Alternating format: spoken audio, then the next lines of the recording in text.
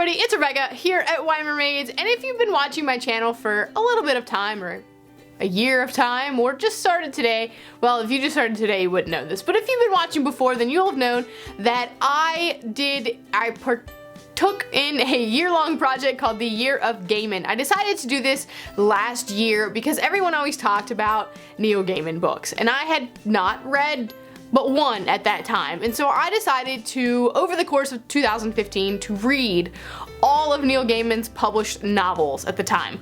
So yeah, it was a year-long process. I did one a month from February until December, with the exception of July because I did a Harry Potter reread, and you know, that's all I read in the month of July was Harry Potter.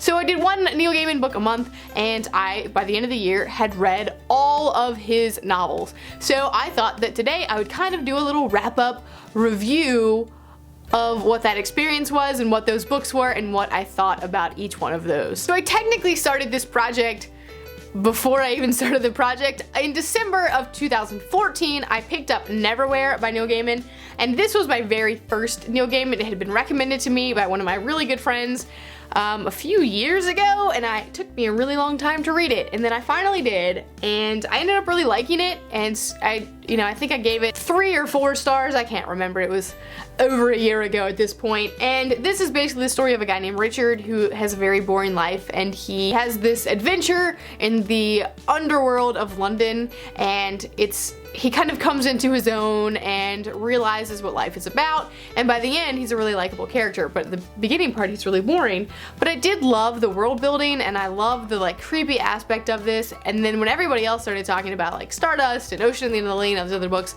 I was like, you know what, I'm doing a project, I'm gonna read the rest of his books. So this was kind of the one that kicked it all off, even though it wasn't officially part of the project. So the first one officially in the project was February, and that was The Ocean at the End of the Lane.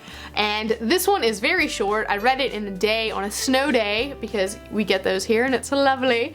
And I did do a full review on this one, but basically it just reached me magically. I loved it so much. It's a look on childhood versus adulthood and coming back to it, and it's magical realism, and I just fell in love with this book, and I gave it 5 stars. It was one of my favorite reads of the entire year, and I do recommend it to anybody of all ages because anybody can resonate with the themes of this book, and it's just so lovely. Probably the one that I'd heard the most about before starting this project was Stardust, and partly because of the movie Stardust that happened a few years ago with Claire Danes in it, which I hadn't seen, and I've only seen half of it even now.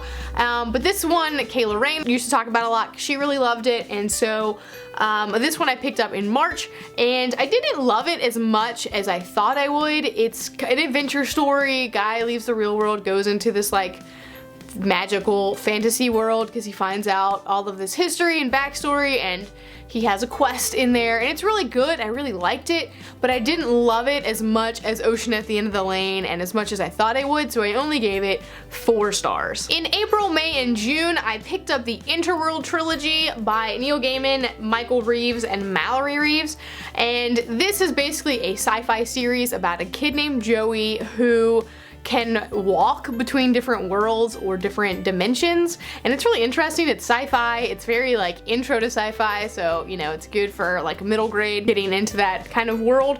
And he ends up finding out there's this whole Interworld as a group, and there are all people named Joey, or Joeys from different dimensions and different worlds. There's a battle between magic versus science basically, and it's a cool concept, but I had problems because it was hard to understand at first, and there were a lot of like just things that I was like meh about. Also, only Interworld, the first one, it was technically written by Neil Gaiman, and I didn't know this until I think the second one, The Silver Dream, until I was reading that one. That's when I realized that they weren't all technically by Neil Gaiman. So the first one's Neil Gaiman and Michael Reeves, but the second and third one, are Michael and Mallory Reeves, and you can see at the top it says story by Neil Gaiman, and then at the bottom it says written by Michael Reeves and Mallory Reeves. So it's just Neil Gaiman's idea from Interworld, but it's not actually written by him, and so that kind of bummed me out. And so these two were definitely not as good because I did miss the Neil Gaiman aspect from this one, which, by the way, I love this art on the cover too. I ended up giving this whole trilogy 3 stars, so it's okay. It's really good for intro to sci-fi, but of all my Neil Gaiman picks that I've read, this is definitely not my favorite, especially since it's only technically one by him. Like I said, in July I took the month off because I read Harry Potter, so I picked up in August with the biggest one, and that is the American Gods, and this is the author's preferred text, so it's a little bit thicker, a little bit bigger. It's definitely the biggest one of all the books from this project, and it's also one of the ones that I loved the most. It's about a guy named Shadow who comes in contact with this kind of surly burly old man, and it's a reflection and a look and a conversation about America and what it means to be an American and the different places that we all come from and the different things we all believe in. And so all of the gods that are in the world are alive and real in this world of American gods, and there's like a whole battle brewing between the old gods and the new gods of like technology and whatnot. And so it's a really interesting look, and I really loved it. It was so good. It's definitely not one of the easier picks from the whole year. It was one of the harder ones just because it's so much and so much detail and so much depth and so much longer, but I did end up really loving it. It's one of my favorites of this project. In September and October, I did a little flip-flopping from my original plan for this project. So in September, although I was supposed to read it in October, in September I ended up reading Coraline because it's the shortest one, and I was planning for my wedding, so I didn't have a lot of time, and also school started and reading slumps began. So Coraline I read in September, and this one, it was so cute, it's so good, it's very short, again, it's middle grade, but anybody could read it. It's creepy, it's interesting, it's weird, it's so good. It's about a little girl named Coraline who travels basically between her world and the other world where there's a other mother and whatnot, and she's kind of fighting to stay in her own world, and she has this mini quest she has to do. And it's creepy, it's dark, but I did really like it. It has a cat, so of course, you know, I like cats. That's always a good thing. And any age could really read this, but I would be wary of the younger readers just because it's a little scary. It's good for October though, for those creepy reads. And I also really loved the message of this book because it talks about bravery and what it means to be brave, and not just in your standard way, and I really liked that message. So I ended up giving this one 4 out of 5 stars. My October pick, which I ended up actually reading in November because the end of the year got all sorts of wonky, but that pick was Good Omens by Neil Gaiman and Terry Pratchett. This is another collab book of his, and another one that I really ended up loving.